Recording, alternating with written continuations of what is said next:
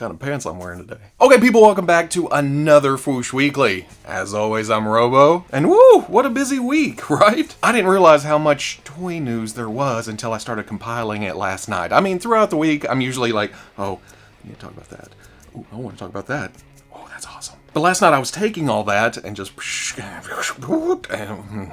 Hell, we're still waking up to toy news this morning. I'm probably filming and editing and uploading right now as things are, you know, oh, here's these pictures, here's this.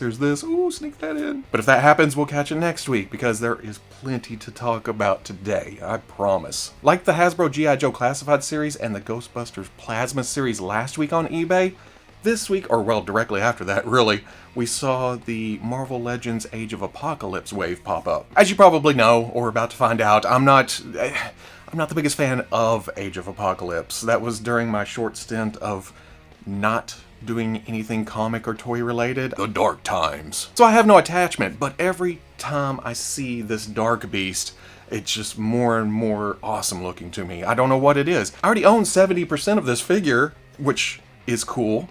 But the Dark Beast aspects make it even cooler. I still giggle the way Hasbro packed in Jean Grey with the big Build-A-Figure piece of Sugar Man with his face or torso or head, whatever the hell that thing is. I still don't like the little black mark they put above Morph's eye, but I still need him. Not because he's Age of Apocalypse, but he's part of my favorite team of Exiles. Sunfire's a good upgrade to that exclusive we got way back when, and this costume, this look, did appear in the 616, so if you're picky about that kind of thing, you can... Weapon X continues to use that perfect Wolverine body, and the big hair just reeks of 90s goodness. And then Wild Child, who can also fit into several displays, comes with a Sugar Man Build-A-Figure piece that's a little bit odd looking, kind of in an odd position. Hey, is Wild Child leaping off a fleshy hill or something? That's...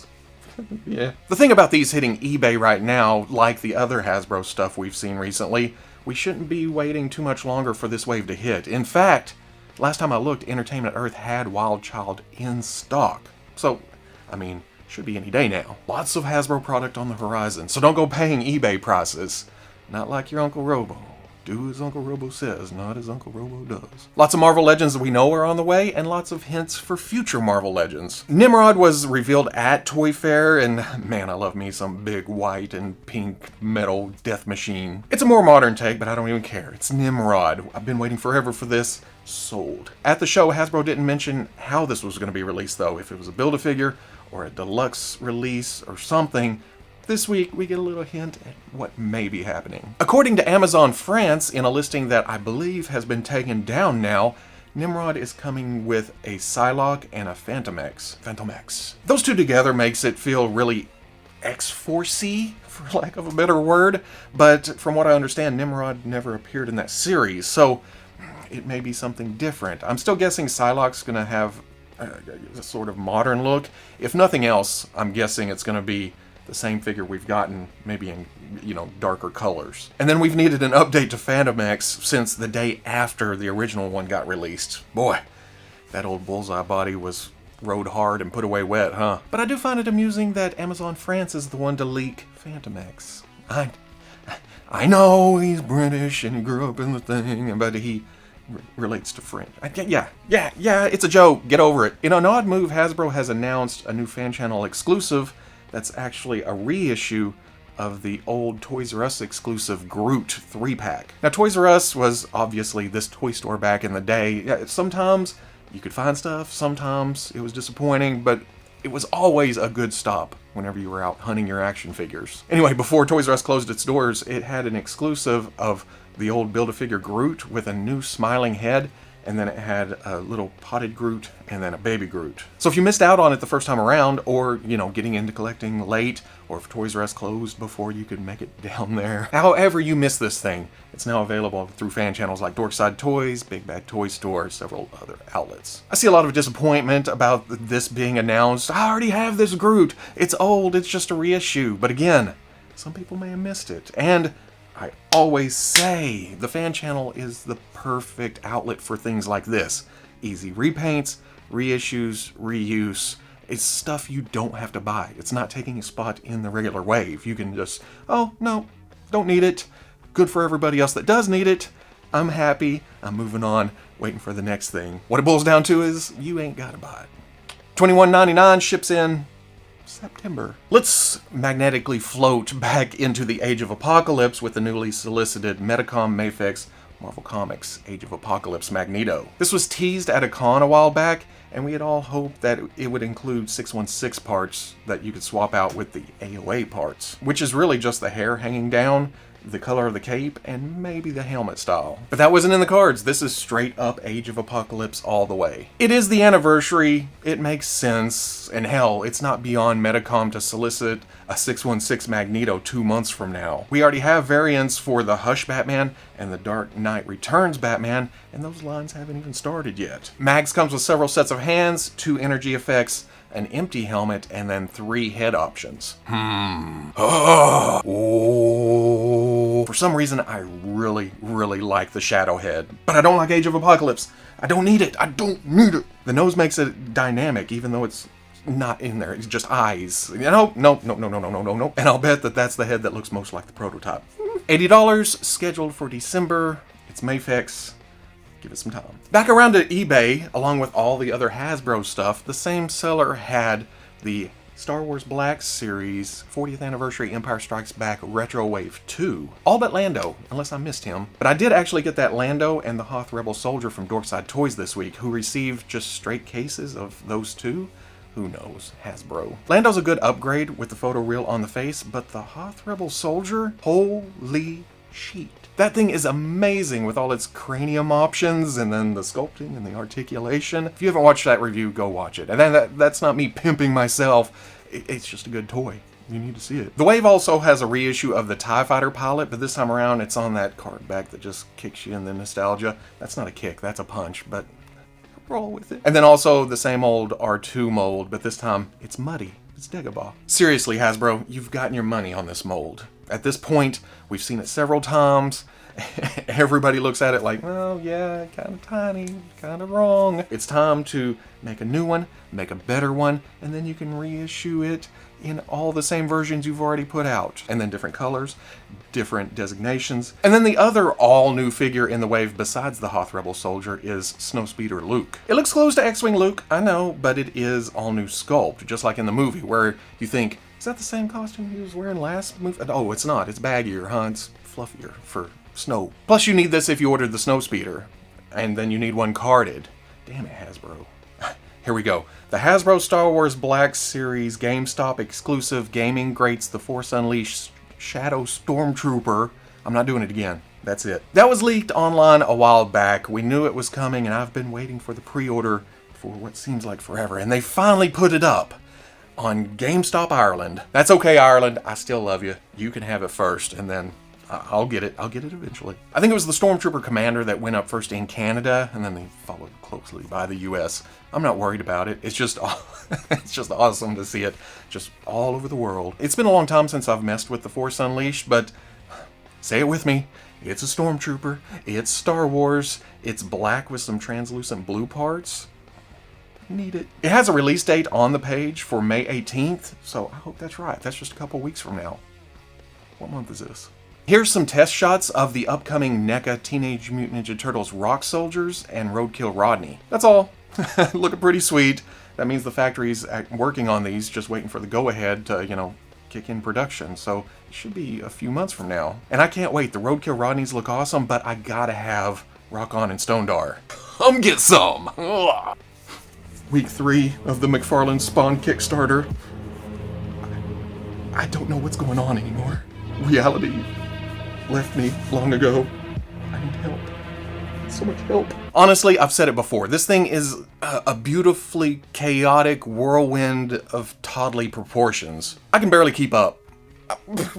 From one day to the next. I don't know what's going on. As the Kickstarter approached the crazy amount of $1.7 million, Todd announced that the Modern Spawn would be getting some familiar embellishments. All versions of Modern, whether you bought the single or the 3-pack, will be getting the iconic, I feel it's iconic, I love this thing, the big boot. But if you ordered the 3-pack, the arm will also have a gauntlet on it. I think it was last week that they announced that they were just throwing in unique weapons for each version, and this week they show that the launching gun is going to come with the modern, and the Necro Sword will come with the artist proof. The classic version's unique weapon, they're working on that. Who knows what it's going to be, but those come on top of the machine gun it was already coming with, and then the plank with the nails, I think. And then just a couple of days ago, Todd showed a factory sample with all the working articulation in it. Well, the working articulation at the moment. From the waist down, it's essentially what we're used to with their 22-point system. It may not have swivel hips, or they're impeded by the way it's sculpted, and double knees, and the ankles, and the toes. That all looks good.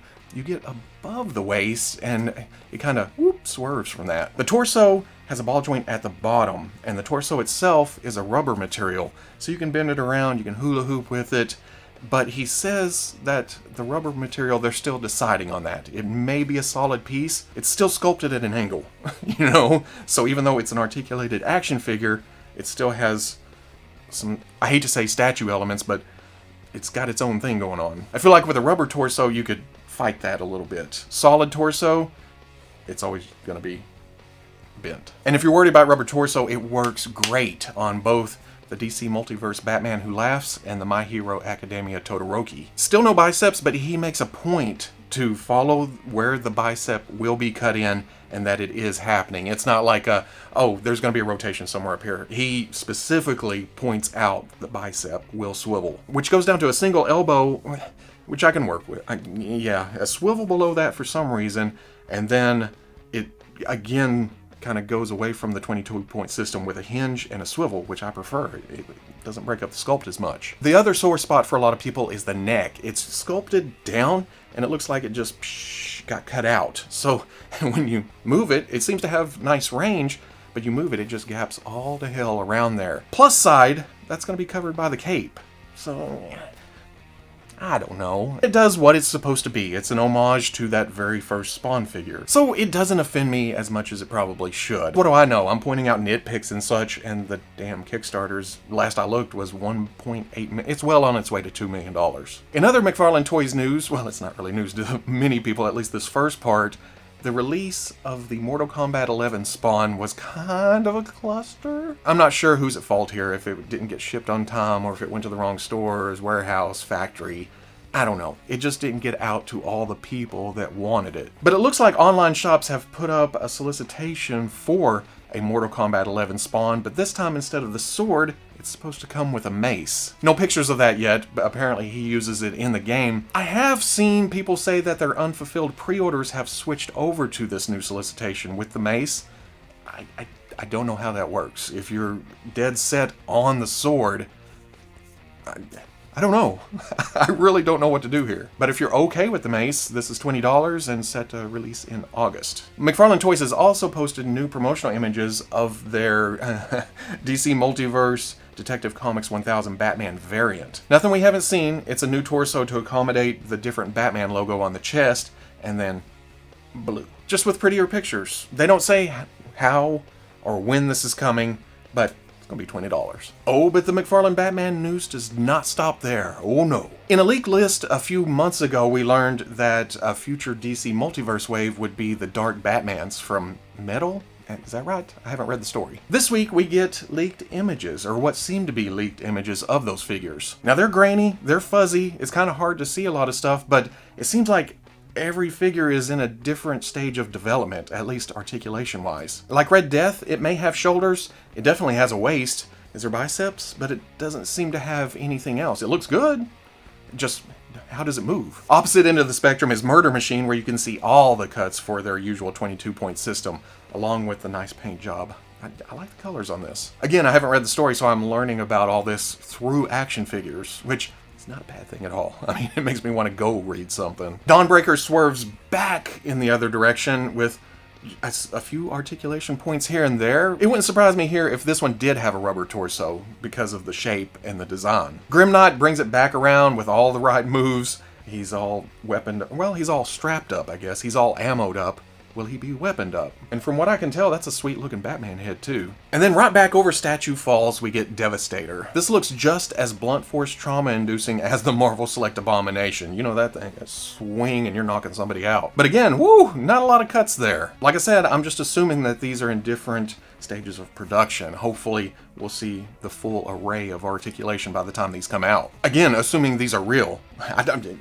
They look real, so that's where I'm going from here. If they're not, I apologize. Entertainment Earth surprised us this week with an exclusive glow-in-the-dark version of the Super7 Toxic Crusaders Toxie. No warnings, no clues, other than EE loves their glow-in-the-dark versions. I've never been exposed to Toxie, but damn if I don't love a glowy toy. $45 with a release date of June, and I'd say go pre-order it, but it's already pre-sold out. I can only guess that this was going to be their San Diego Comic-Con exclusive, so there's a certain number produced, they have a certain number coming in, and they sold through. Hey, don't get mad at me. I'm just some asshole up here talking about toys. Anything beyond that is out of my hands. I think I talked about the Takara Tomy Mall exclusive Transformers Siege Nemesis Prime last year when it was announced. If I didn't, it's basically a repaint of the Transformers Siege Optimus Prime, just like any good Nemesis Prime should be. It's a cool concept on our end. It's a dark version of our beloved Autobot leader, but from a company standpoint, it's an easy way to get more money on a mold they already have. Win-win. Anyway, this seems to be shipping right now, given that I've seen pictures on several socials. Everywhere I look is sold out though, so it may be a little bit harder to get.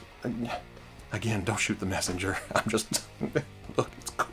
I was lackadaisically scrolling Facebook earlier in the week and I ran across Big Bad Toy Store's solicit for the TBLeague Vampirella. Now, I'm already intrigued by the whole seamless body thing. It's cool from a technical standpoint, but it's also a little bit creepy from a, ooh, it's rubbery and spongy and cold and dead feeling. But then you get to messing with it and it's like, oh, look what this thing can do. I've only messed with their generic bodies, but I've been looking for a licensed product to snag. With TBLeague, formerly known as Fison, they've been in the seamless body game for a while, so there's a confidence there. In my limited experience, the spots that break up the whole seamless concept is usually the wrists, the feet, and the neck. So they're usually gapped for interchangeable parts. Vampirella, while not having a lot of costume covering up her real-life, in-person trouble spots, does have the perfect accessories to cover up the action figure trouble spots. The bracelets, the boots, the collar, it all helps with that illusion that it's a actual tiny little person. While I really truly believe that we're not going to get any closer to replicating the human body in action figure form, you get up to the face, and that's where the facade is shattered a little bit. It's the same problem I had with their Purgatory. The 1/6 scale version looks sinister, realistic, while the 1/12 scale is a little bit more blank and doll-like. Same to some extent with the TBLeague Queen of Vampires Arcala, although that's a little bit closer. And it's exactly the same for Vampirella here. You look at the 1/6 scale versions,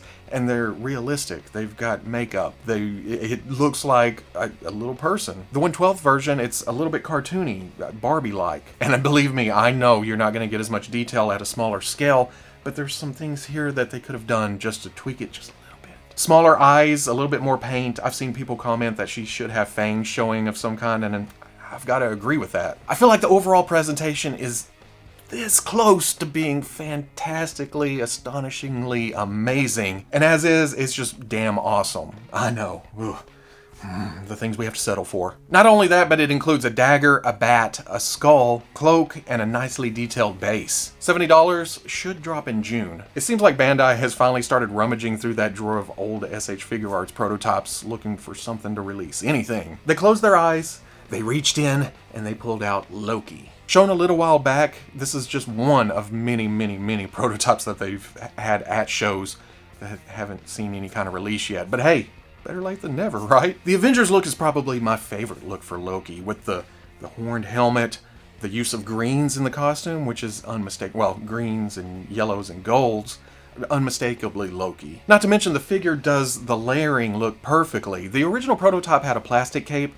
This one's moved to cloth, so it'll get out of the way a little bit. It's a little 6-inch god of mischief. Accessories include hands, the scepter, a longer staff version of the scepter, the tesseract, and handcuffs, along with 2 head options. Now in my bullet points, I listed 2 head options because that's what the original listing said, but just this morning, we may have more verification on that. The original listing said 2 replacement heads will be updated at a later date. In those original pictures, we saw one head is just Loki, hair, kind of a smirk, smart ass. A version with that same face with a helmet on, and then a look with him a little bit more pissed off because he's gagged. He can't talk. At first I thought, does the hair come off and the helmet go on? Or is that a completely different head with the helmet, same face? But in an update just this morning, they showed, well, I'm guessing 2 different heads with a big shit-eating grin on his face. One with a helmet, one without the helmet. Now, they still call that 2 head options, so the way I understand it right now, there is 5 heads. Or there's some kind of sorcery going on where everything switches, because I don't think that helmet fits over the hair sculpt. After quite a few releases with minimal accessories and some with alternate faces that are just a simple look to the side, this almost feels deluxe, especially for the $85 price tag. This is a Soul Web exclusive, maybe a little bit harder to get, but I'm fairly confident Bluefin will bring it in for all the domestic markets. It's actually been a while since I've bought an SH Figuarts Marvel figure, so Loki's reeling me back in. Even more exciting because there may be more on the way. According to Pabs, the overseas Twitter is all aflutter with these images, seemingly hinting that these may be the next forgotten prototypes to see production. Avengers Thor to pair with that newly solicited Loki, and then of course Avengers Hulk. Winter Soldier from, well, Winter Soldier, and then the classic Captain America costume from the end of that same movie. And then there's also Coulson in his daddy's sunglasses and Fury. I could probably live with keeping the Marvel Legends Coulson on the shelf, but I need a Fury that's not 8 feet tall. In fact, that may be where Coulson got the sunglasses from. But take all this with a grain of salt. Like I said, this is all Twitter gossip. I'm hopeful, but like after every Tamashii Nation show, I'm not expecting anything. It's cool if it happens, but I'm not getting my hopes up. Switching back to Metacom to finish off this episode because there's news from just this morning. In fact, I'm going to check my phone to make sure that there's not official promotional images shown yet. So I'm going to go ahead and talk about the magazine scans for the Metacom MAFEX Star Wars Mandalorian.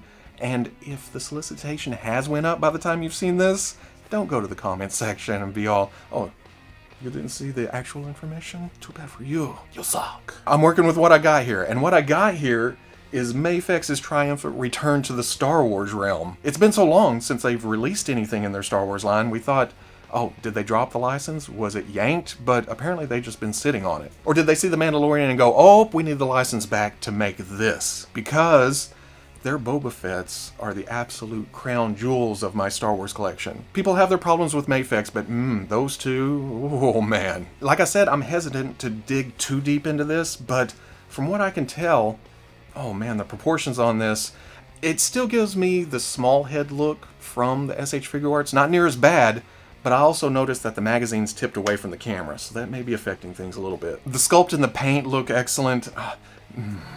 Includes the usual, the rifle, the pistol, the knife, but it also has a kick-ass flame effect, but it also has an alternate gauntlet with the lasso shooting out of it. Most of all, it seems to include the child. It may be just a little statue, but it does include it.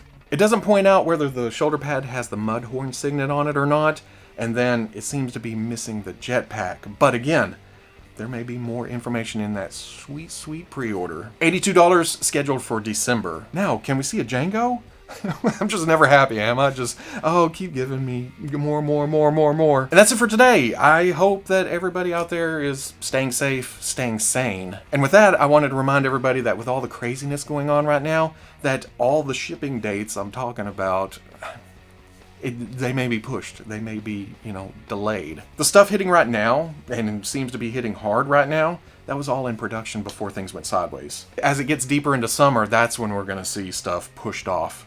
See stuff miss their release dates. And that's on top of products that were supposed to come out with the movies that have been pushed to next year. So will we see those? Will those waves contain figures that'll spoil the movie, therefore can't be released? And that's on top of just yesterday or day before, EMS shipping and airmail shipping from overseas has been suspended, along with SAL earlier. So a lot of uncertainty right now when it comes to production and release dates and everything. Now, I know that toys are an important part of our distraction, but they're just toys. There's no reason to get crazy on people at Walmart or call Target because they haven't shipped your stuff yet. People are doing the best they can with what they got right now. Just remember, patience at the moment.